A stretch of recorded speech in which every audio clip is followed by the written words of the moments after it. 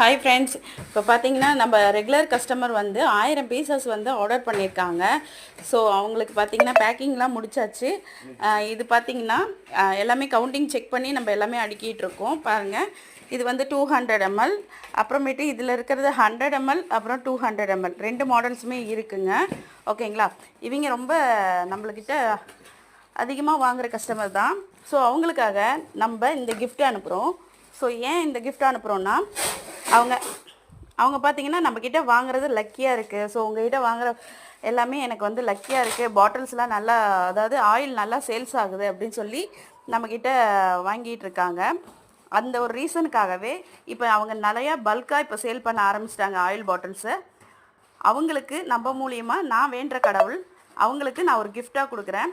ஏன்னா அவங்க நம்பிக்கையை இன்னும் நல்லபடியாக கொண்டு போகணும், அதே மாதிரி அவங்க பிஸ்னஸும் நல்லா க்ரோத் ஆகணும்னு சொல்லிட்டு நம்மளோட முருகன் ஸ்டில் வந்து